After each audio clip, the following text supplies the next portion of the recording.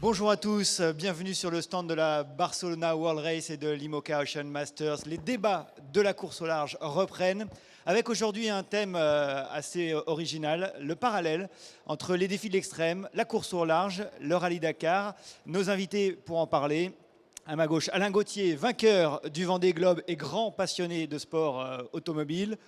Philippe Monet, certainement la seule personne au monde qui a remporté 2 fois le Dakar et qui a disputé de nombreux tours du monde à la voile.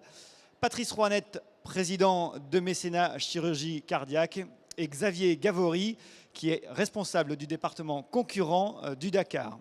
Alors, première question que j'ai envie de poser, c'est à Philippe Monet, évidemment, qui a remporté 2 fois le Dakar, qui a fait des tours du monde à la voile en monocoque, en multicoque. Est-ce qu'on ne s'est pas trompé dans le titre? Ce sont, dans les deux cas, des défis de l'extrême? Oui, on est sur des défis d'extrême, on est surtout face à la nature, hein. Moi, en fait, même si j'ai fait le Dakar et du bateau, je suis originaire de la montagne, donc j'ai fait d'abord de la haute montagne et du ski extrême. Mais à chaque fois qu'on évolue et qu'on change, on se retrouve en fait avec les mêmes phénomènes, c'est-à-dire qu'on est face à l'imprévu, on est face à l'aliment, puis c'est quand même un peu lui qui a la baguette d'orchestre. Nous, on est obligé de s'adapter. Donc en même temps, ça a laissé beaucoup d'espace, je pense, à plein de gens dans le siècle précédent pour s'exprimer, pour conquérir tous ces sommets, toutes ces mers, tous ces déserts, même les déserts blancs, hein, les déserts de glace. Mais à chaque fois, c'est quand même la même approche. Il y en a un qui est sur terre, l'autre qui est sur mer, mais qu'est-ce qui est comparable sinon dans l'aventure? Ben, l'aventure, c'est qu'il n'y a jamais rien d'acquis. Quand vous fréquentez l'eau dans une piscine pour faire de la natation, vous vous attendez pas à un raz-de-marée ou un iceberg qui déboule ou une baleine. Quand vous êtes sur un stade d'athlétisme, c'est différent. Sur une piste de Formule 1, vous n'allez pas avoir tout d'un coup des dunes, un chameau qui traverse, un trou. Donc il y a toujours une espèce de réserve et une adaptation avec plein de phénomènes autour qui sont différents que ce qu'on peut retrouver d'ailleurs je dirais, dans du sport très calculé et très précis. Il faut être beaucoup plus polyvalent. Et puis en même temps, c'est souvent du long terme. Quand on part en mer, on part pour 1 mois, 2 mois, 3 mois, 5 mois. En montagne, c'est pour plus longtemps aussi. Dans le désert, c'est la même chose. Donc ce n'est pas une compétition qui se joue en général sur, je sais pas moi, un 100 mètres. Par exemple, on va se préparer pendant 15 ans ou 10 ans pour les Jeux Olympiques. C'est 10 secondes. C'est très précis. Voilà. Donc c'est ce qui fait, je pense, toute la différence. Moi d'ailleurs, ce qui m'a attiré au départ, même si j'étais aussi dans la compétition pure et dure, ça a d'abord été l'aventure, la découverte et d'essayer de faire des choses que les autres n'avaient pas fait. C'est la curiosité qui m'a d'abord emmené. C'est peut-être aussi là d'où je viens. Je ne suis pas né les pieds dans le Vareille, bien loin. La mer m'a fait rêver avant d'aller dessus, quoi. Donc je n'ai pas commencé par la compétition pour aimer la mer après. Et dans les deux cas, on est confronté à soi-même aussi? Ah bah oui, oui, là, il y a pas de... On fréquente rarement les prud'hommes hein, dans ces métiers-là quand même. Et je pense que peut-être il y aurait quelques exemples à prendre là-dedans, mais on est confronté à soi-même. On part pas en mer, en montagne ou dans le désert en se disant bah, si je suis mal préparé, je m'en fous, j'appelle les secours. Pour 2 raisons. D'abord par respect, parce que quand on va dans ces coins-là, on y va préparer. Et troisièmement, si on a une merde, de toute façon, on est à peu près le seul à pouvoir la résoudre. Voilà. Alain Gauthier, on parle souvent de sport mécanique quand on parle de la voile. Sport mécanique, ça fait plutôt penser au sport automobile à la base. Il y a des vrais parallèles entre les deux? Oui, bah, clairement, la voile est un sport mécanique parce que pour démontrer notre talent, on doit avoir une machine qui est un bateau de course, qui est une mécanique, hein, c'est un assemblage de différents éléments. Et c'est vrai que le parallèle est tout à fait juste, notamment dans la gestion. C'est-à-dire que sur un Paris-Dakar, pour gagner ou pour arriver, en tous les cas, il faut gérer sa machine face à la difficulté du parcours. Et c'est exactement la même chose sur un Vendée Globe ou sur une Barcelona. Il faut toujours penser à la gestion parce qu'on sait que si on a un problème, ça fait perdre énormément de temps. Donc ça, sans doute, annihilie les espoirs de résultats. Donc il faut trouver le juste milieu entre aller vite et aller safe, aller de manière sécurisante pour le matériel. Donc les deux sont souvent très, très liés, tout à fait. Il y a un autre mot qui colle parfaitement aux deux défis, c'est la navigation. Dans les deux cas, il y a une part de navigation. Oui, oui, bah, ça dépend. Sur les voitures où ils sont deux à bord, il y a un navigateur et un pilote. Par contre, il y a des buggy qui sont menés tout seuls, où là, le pilote doit se débrouiller à conduire et à faire sa navigation, comme les motards d'ailleurs.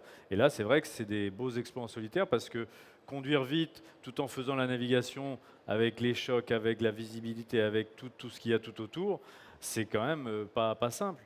Et en mer, c'est vrai qu'il y a des moments où c'est pas simple de faire tout en même temps, de gérer son bateau, de gérer soi, parce qu'il faut aussi penser à soi, comme sur un Paris-Dakar. Hein, vous savez comme moi que c'est long, il faut savoir ne pas se donner à fond sur les premières étapes, parce que il y a 3 semaines de course, donc il faut savoir s'économiser.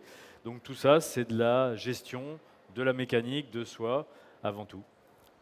Patrice Rouanette, si on vous a invité, c'est que vous êtes président de Mécénat Chirurgie Cardiaque, qui a disputé le Vendée Globe avec Tanguy Delamotte, avec son bateau Initiative Cœur, et qui va participer également au prochain Dakar. Expliquez-nous l'intérêt pour cette fondation de s'associer à des sports aussi différents à la base que le Dakar ou le Vendée Globe. L'association Mécénat Chirurgie Cardiaque, elle s'associe d'abord avec des champions. Et Tanguy Lamotte en est un bon exemple. Il était d'abord, on le connaissait depuis longtemps, il adorait Mécénat Chirurgie Cardiaque et il s'est dit, je vais, à l'occasion de ce Vendée Globe, de la Transat Jacques Vabre avec François Damiens et l'équipe de Pierre Vasseur au Paris-Dakar, l'objectif c'est de sauver les enfants. Comme c'est de la chirurgie qui coûte cher, ça coûte 12 000 euros. Donc à la fois d'un côté, ils cherchent des sponsors pour leurs opérations et en même temps, ils vont convaincre leurs sponsors de verser de l'argent à Mécénat pour sauver les enfants. Donc on a un lien, nous, depuis toujours, avec les sportifs, hein, puisqu'on est dans l'athlétisme, on est dans le marathon avec ASO, on est dans la course cycliste, et on est toujours très liés aux champions, parce que les champions représentent des valeurs absolument fantastiques, d'effort, de performance. Et nous, notre objet, c'est de ramener des enfants. Ils viennent seuls en France, ils vont mourir, on les opère du cœur et on leur va guérir dans leur pays. Donc il y a un lien, je dirais, il y a un effet magique qui se passe entre le champion et ces enfants qu'on sauve des malformations cardiaques. Quel était le bilan justement du Vendée Globe de ce côté-là Alors chaque opération coûte 12 000 euros. On a sauvé à l'occasion du Vendée Globe 20. Vous savez qu'il y a eu une opération Facebook, un clic, 1 euro. On a sauvé 20 enfants. Sur la Jacques Vabre, avec François Damiens, on a sauvé 8. Et l'objectif sur le Paris-Dakar avec l'équipe d'MD, on a prévu d'en sauver 10 ou 11, parce que ça va dépendre un petit peu des partenaires qui vont rejoindre au dernier moment. Et pour l'instant, on est à 10. 10 enfants qui vont être sauvés sur le Paris-Dakar. Voilà. C'est l'objectif qu'on s'est donné. Mais en général, on avait décidé avec Tanguy sur le Vendée Globe d'en sauver 6. On est arrivé à 20. Donc on a plutôt bien réussi notre pari. Voilà. Et sur le Dakar, c'est les pilotes qui sont venus vous voir? Comment ça s'est Oui, passé? c'est l'équipe de Pierre Vasseur qui pilote une voiture sur le Paris-Dakar avec 5-6 pilotes. Ils ont une équipe de 7 ou 8 buggy, le spécial, je ne sais plus si c'est 7 ou 8 buggy. Toutes les buggy sont décorées aux couleurs de Mécénat. Ils sont venus nous voir pour cette compétition. Ils nous disent, voilà, on veut s'associer à Mécénat, on va se bagarrer et on va essayer de terminer pour essayer de sauver le plus d'enfants. Donc c'est associé à la fois des champions, des partenaires et une association caritative. Xavier Gavory, vous êtes responsable du département concurrent du Dakar. Il y a un autre parallèle entre ces deux disciplines, c'est la recherche de sponsors pour les concurrents. C'est aussi difficile de trouver des sponsors pour le Dakar que pour faire le Vendée Globe? Alors, c'est probablement aussi difficile, surtout que le Dakar, c'est sport mécanique.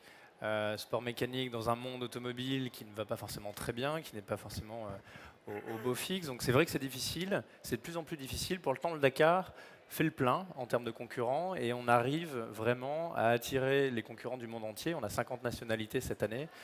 Les concurrents du monde entier qui souhaitent accomplir pour beaucoup le rêve d'une vie. Il y a des gens qui se préparent pendant, on parlait tout à l'heure des années de préparation, il y en a qui se préparent pendant 5-10 ans, qui vendent leur maison, qui montent des projets avec des amis, etc. pour pouvoir réunir l'argent suffisant pour participer au Dakar. Donc c'est vraiment le rêve d'une vie qui finalement aujourd'hui arrive à passer un peu cette période de morosité économique et qui permet à un très grand nombre de concurrents de s'inscrire, parce qu'on a 439 véhicules au départ cette année, ce qui est assez exceptionnel. Ouais. Alors les gens qui sont sur le salon nautique et qui nous écoutent ont plus l'habitude du Vendée Globe. Sur le Vendée Globe, avant de partir, il faut passer des contrôles de sécurité. Les skippers doivent faire des stages de survie. Est-ce que c'est la même chose sur le Dakar? Alors, il y a en effet des passages de contrôle de sécurité, des contrôles administratifs. Après, pour les stages de survie, nous, ce qu'on fait pour la moto et pour les quads, c'est qu'on fait une sélection. C'est-à-dire que les candidats, les concurrents qui souhaitent s'inscrire sur le Dakar nous envoient leur CV, tout simplement avec leur parcours sportif et aussi leur parcours de vie. Et nous, on va baser notre sélection sur des critères objectifs d'expérience, de course et d'expérience de vie. On a à peu près 310 dossiers qui nous arrivent et on sélectionne 175 motos et 41 quads. Donc on fait une vraie sélection pour 2 raisons. La première, c'est que le Dakar, c'est une course qui finalement dure un peu 24 heures sur 24 pendant 15 jours, parce qu'au moment où les premières motos s'élancent le matin, les derniers camions de course rentrent au bivouac. C'est 3000 personnes qui se déplacent de jour en jour. C'est vraiment une caravane énorme. Et on a besoin de maintenir un format de course maîtrisable par la direction de course et maîtrisable par les officiels, surtout d'un point de vue sécuritaire. Donc on sélectionne. La deuxième raison, c'est que les motards et les quads sont la population de concurrents la plus exposée aux risques. Il y a des vrais risques quand on traverse les océans, il y a des vrais risques quand on fait le Dakar. Et le fait de faire une sélection, ça nous permet de savoir que les concurrents qui participent ont une réelle expérience en navigation, ont une réelle expérience en dureté de terrain, en pilotage dans les dunes, etc. Donc on s'achète d'une certaine manière un peu de sécurité grâce à ces sélections. Mais pas de qualification obligatoire pour les voitures ou pour les camions? Alors pas de qualification obligatoire, si presque, mais par défaut, c'est-à-dire qu'il faut que les pilotes aient leur licence obtenue dans leur pays, donc pour ça, enfin dans les pays dont ils dépendent, donc pour ça ils ont dû faire un certain nombre de courses avant de pouvoir avoir leur licence. Et les véhicules, tous les véhicules de course et d'assistance également, sont passés au crible des techniciens qui vérifient que les véhicules sont conformes aux réglementations techniques. Alors d'un point de vue, pour éviter la triche tout simplement, ça c'est une chose, et surtout que les véhicules sont conformes d'un point de vue sécuritaire. Alors Xavier l'a évoqué, un autre parallèle, c'est 24 heures sur 24, ça ne s'arrête pas. Philippe, Alain, il y a cette gestion du sommeil aussi dans ces 2 sports-là, qui est très importante pour rester lucide. Oui, c'est évident que pour les équipes pro, je parle du Paris-Dakar, même si je ne l'ai jamais fait, j'ai souvent été sur le terrain voir, parce que c'est sympa et je suis passionné de sport mécanique.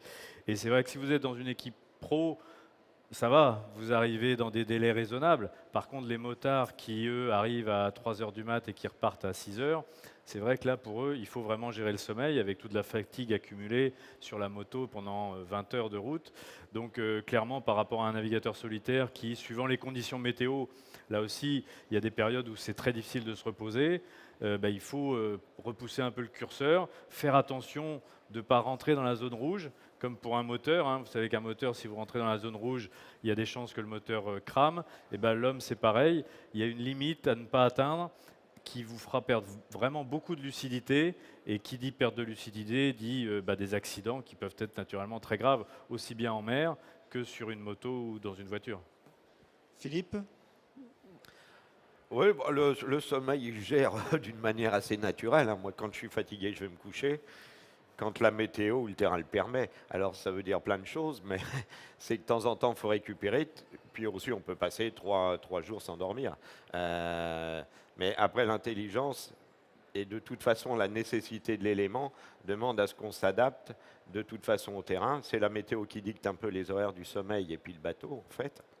Et nous, on s'adapte à tout ça en essayant de récupérer quand on peut, notamment quand il y a des périodes qui sont un peu plus calmes. Et puis, de temps en temps, on va un peu au bout de soi-même, en essayant toujours de rester sur le bon côté de la ligne. Et vous qui avez disputé les deux, Mais je ne me suis jamais entraîné à dormir ou pas dormir, ça vient naturellement, quoi. Sauf que c'est très, très irrégulier. Et vous qui avez disputé les deux, il y en a une qui est plus contraignante que l'autre, justement, sur ces problématiques-là? C'est un peu différent parce que moi j'étais dans des grandes écuries sur ce que disait Alain tout de suite sur le Dakar ou sur les autres rallyes. Donc j'ai commencé à gagner tout de suite, ce qui m'a permis d'abord de gagner de l'argent, ce que j'ai jamais fait dans la voile.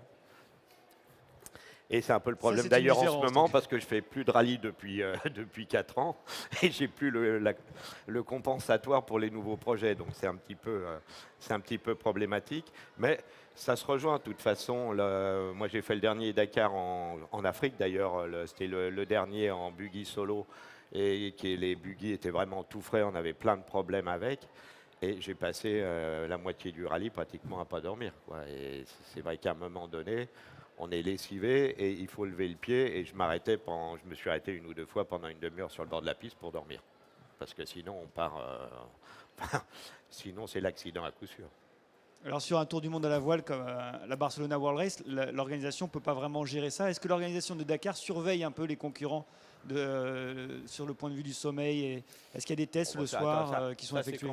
C'est Alors- quand même à eux, c'est aux concurrents de gérer, hein, c'est pas l'organisation. C'est aux concurrents de gérer. On a beaucoup de difficultés à savoir si les concurrents dorment, bien évidemment. Il y en a qui peuvent passer 3 jours sans dormir, ça arrive. On les oblige à avoir un nombre d'heures à l'arrêt, mais généralement ils en profitent par jour, mais généralement ils en profitent pour mécaniquer. En gros, un motard va passer entre 8 et 15 heures sur sa moto. Sur une journée. Et il y a une notion intéressante aussi, c'est la différence entre les amateurs et les professionnels. Vous en parliez, c'est vrai qu'un professionnel, alors lui, il va avoir plus de difficultés dans la navigation parce qu'il va être devant, donc il va être seul, il n'y aura pas de traces, il va vraiment devoir ouvrir les traces, ouvrir la piste et se retrouver avec des difficultés de navigation vraiment majeures, au milieu des dunes par exemple.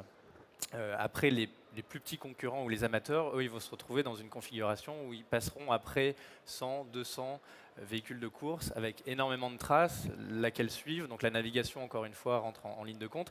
Et surtout une difficulté liée au terrain qui sera bien évidemment endommagé après plusieurs dizaines ou plusieurs centaines de véhicules. Et certains peuvent vivre un véritable cauchemar. Et la course est souvent plus difficile pour un amateur que pour un professionnel, parce qu'il va devoir tout simplement galérer. Moi, je discutais avec un concurrent, avec un motard la semaine dernière, qui se souvenait d'un épisode où il avait passé 2 heures pour faire 70 mètres, non pas parce qu'il s'est tanké vraiment complètement plusieurs fois, mais c'est parce que c'était juste impossible de sortir. Il était dans une zone de fèche-fèche, c'était impossible pour lui de sortir.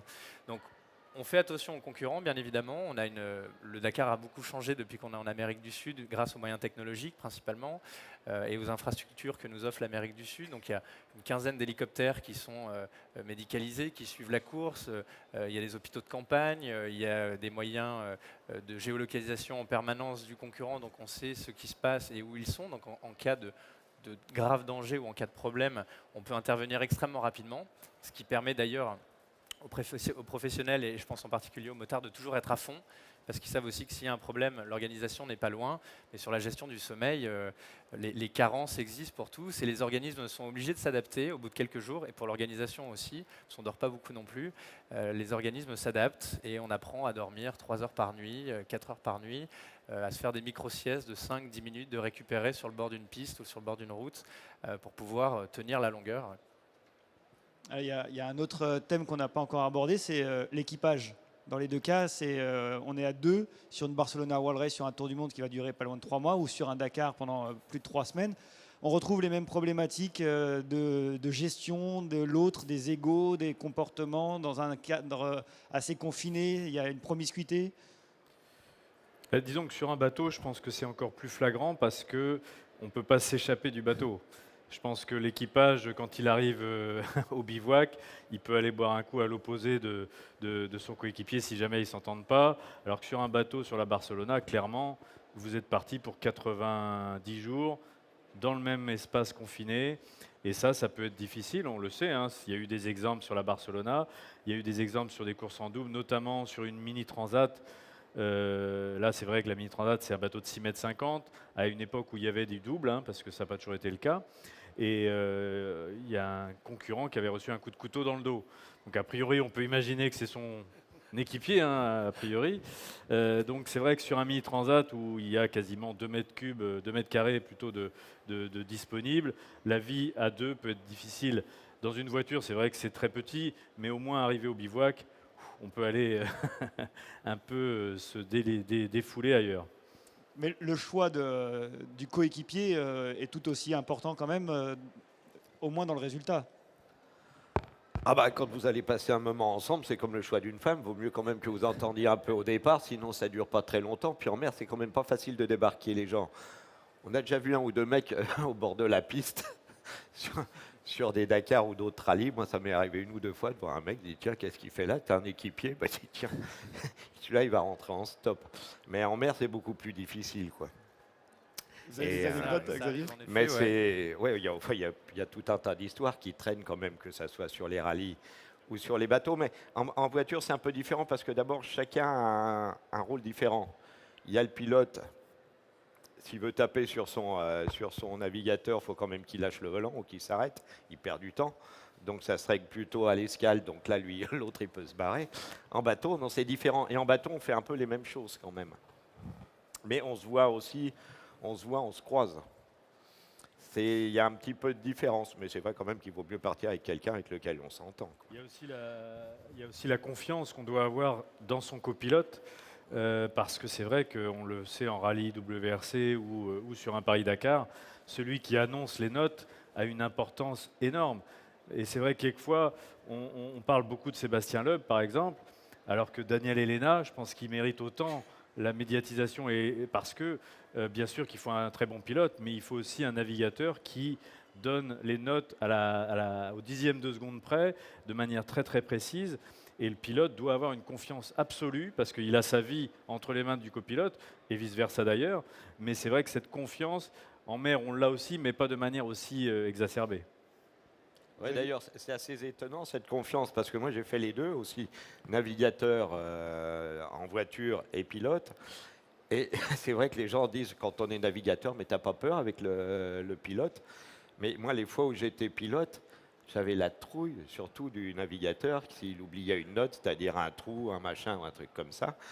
Quand on est au volant, ça va, mais le fait de se retrouver au pilote en connaissant parfaitement le métier de navigateur avec les manques, des fois on s'endort un peu ou on oublie une note, on tourne 2 pages à la fois, un truc comme ça. C'est-à-dire moi j'avais le volant au début et, et j'avais toujours le nez à droite sur le machin pour voir s'il ratait pas une note. Et je flippais beaucoup plus en tant que pilote qu'en tant que navigateur. Enfin, faut dire en tant que navigateur, j'étais toujours avec des super bons. Donc. Mais avec des super bons pilotes. Donc c'était plus rassurant, mais c'était assez étonnant comme ressenti. Xavier, la gestion des égos, Oui, des histoires. surtout que chez les sportifs, on rencontre parfois des gens avec des égos assez intéressants, on va dire. On a souvenir l'année dernière sur le Dakar de l'Américain Robbie Gordon qui frappait son coéquipier avec son casque à une arrivée de spéciale. C'est assez classique. Donc c'est vrai que l'entente est essentielle, la préparation avant est essentielle, le fait de également savoir s'isoler. Alain le précisait, c'est vrai que pouvoir partir à un moment donné, quitter son pilote ou quitter son navigateur pour pouvoir s'isoler et se retrouver, c'est essentiel. Et puis, la préparation de manière générale passe par un certain nombre de petites choses qui sont très importantes et qui peuvent prendre des tournures dramatiques. Ça peut passer il y a l'équipement du bateau ou la manière avec laquelle le bateau est ordonné, rangé, toujours les mêmes choses aux mêmes endroits pour ne pas perdre de temps, pour ne pas perdre d'objets, etc. Dans les habitacles de voitures ou de camions, c'est la même chose. Toujours les stylos au même endroit, les outils aux mêmes endroits, etc. C'est très important.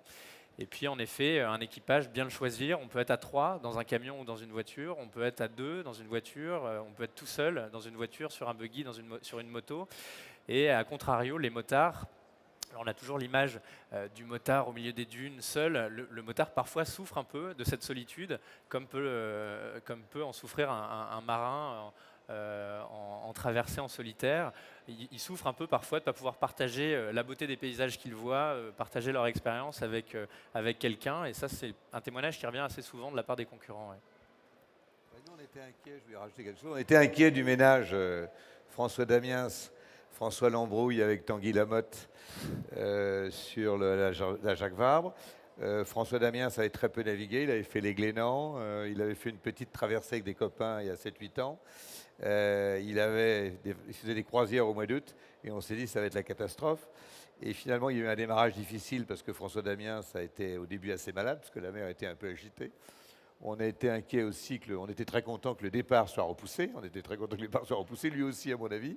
Et finalement, ça s'est mis. Voilà, il y a eu quelques petits tirs, mais ça s'est relativement bien passé. Ils se connaissaient finalement très peu, ils se connaissaient peu, et ça a plutôt bien fonctionné. Mais en même temps, tout ça aussi pour dire que Tanguy et François Damiens, Tanguy il est au mécénat, sa famille a été famille d'accueil, donc il était engagé, et François Damiens, il est aussi dans cette opération parce qu'il a une petite fille qui a été opérée d'une malformation cardiaque. Donc il y avait une certaine unité entre les deux pour essayer de sauver des enfants pendant la transat Jacques Vabre. Est-ce que vous avez des questions pour nos invités?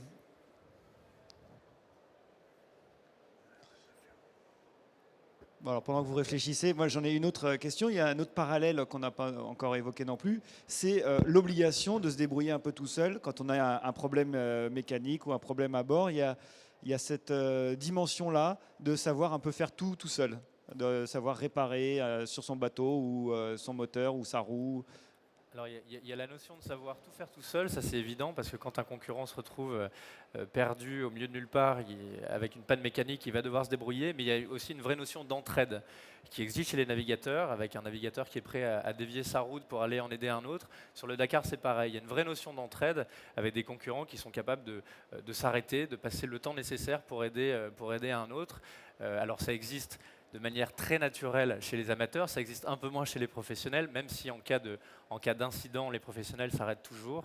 Mais en effet, oui, le fait de se débrouiller est essentiel, primordial.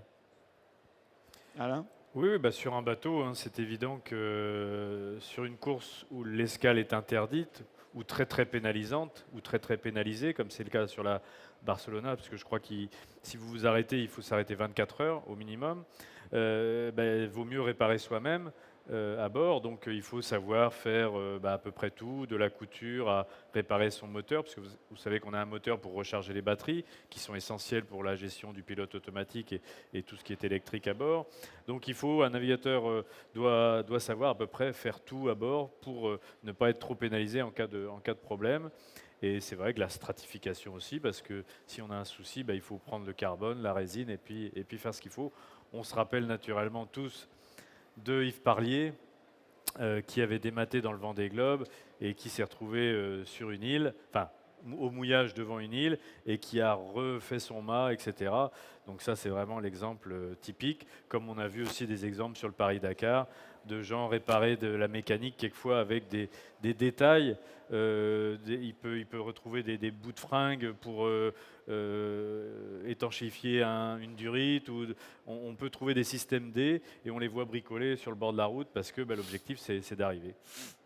Philippe, vous avez des expériences vécues justement sur ces deux disciplines Oui, parce que forcément, on est toujours confronté à avoir une grosse galère un jour ou l'autre. Et puis, si on veut revenir à la maison, il faut savoir qu'il faut revenir soit avec son bateau, soit avec sa voiture, vu les endroits où on est. Alors, c'est vrai que souvent, quand on parle avec des gens qui disent « Mais pourquoi à un moment donné, tu n'appelles pas un hélicoptère ?» Je lui dis d'abord parce que si je suis allé là-bas, c'est que j'en avais envie. Et qu'en même temps, quand on est dans le Pacifique Sud ou dans l'Indien, Pacifique Sud, si on a un problème en bas, si on n'est pas en course, moi j'étais souvent en record ou sur des tentatives en solo, mais tout seul aussi. Sur le Vendée Globe, par exemple, c'est un autre bateau qui peut venir vous aider. C'est la majorité des cas qu'on a vus. Quand il y a eu des assistants, c'est un concurrent qui vient aider l'autre ou sauver l'autre. Quand on est tout seul, il n'y a personne. La première terre, elle est à 2000 bornes. Elle est habitée par des pingouins et des phoques. Et quand on regarde sur la carte, le premier secours, c'est un aviso de Tahiti qui peut venir sur zone, mais il lui faut 15 jours. Donc, automatiquement, on doit être préparé à faire face à tout. Et puis après, il y a la démerde. Alors là, des fois, je sais pas, il y a des cas, sur le Dakar, par exemple. Bon, moi, le dernier Dakar que j'ai fait en buggy solo, on avait des problèmes de triangle avant qui pétaient en permanence. Donc le but, à chaque fois qu'il y en a un qui pétait, on enlevait la roue, on enlevait les suspensions, on attachait tout ça. Et bien, après la voiture sur 3 roues, les triporteurs, c'est bien parce que la roue est au milieu, mais quand on passe de 4 à 3, c'est quand même un peu emmerdant parce qu'il y en a toujours une qui manque quand même, surtout dans les virages à gauche, si c'est la droite. Et moi, j'ai fait, je sais pas, dans le dernier Dakar, c'était toutes les spéciales, on perdait un triangle. Donc, je sais pas, j'ai dû faire 6 ou 800 km sur 3 roues. Donc, je mettais tous les poids, toutes les roues de secours, là, 2 roues de secours, plus la troisième roue, à l'arrière gauche, pour pouvoir rouler sur 3 roues. Mais même en ligne droite, j'arrivais à rouler à 150. Hein. Et donc, c'est de la démerde. Dans les dunes, c'était plus technique. Hein. Mais enfin, on y arrivait aussi, parce qu'on était plusieurs buggy. Donc, à la fin, on disait, t'as fait combien dans les dunes, toi, avant de te planter? Bah, je dis, moi, j'ai fait 30 bornes, 20 bornes. L'avantage quand tu as 3 roues, c'est que tu as une roue de moins qui s'embourbe. Ah bah ouais, bon, enfin, vu comme ça, bon, enfin, ça a quand même une de moins pour te diriger. Mais enfin, c'est des trucs comme ça qui sont... Alors, j'arrivais tous les soirs avec mon stock de roues derrière, dans la diagonale gauche, à l'inverse de la roue qui manquait. Et finalement, bon, on s'y faisait. Mais c'est de la démerde. Puis après, de la démerde, il y en a eu.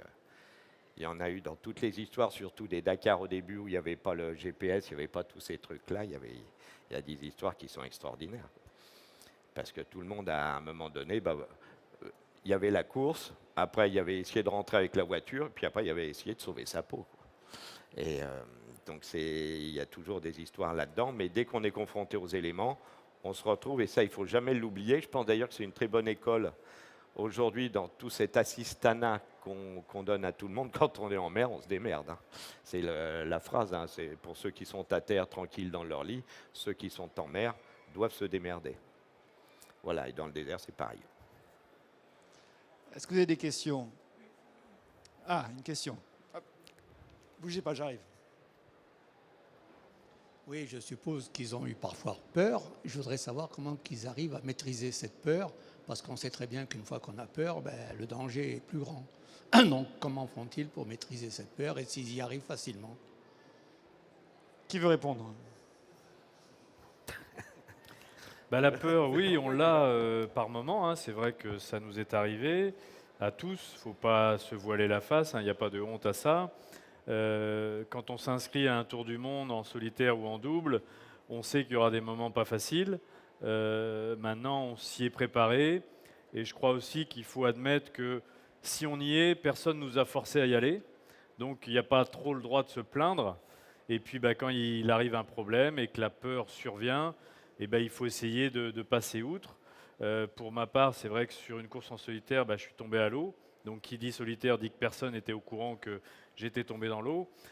C'est le gros risque du solitaire, c'est évident.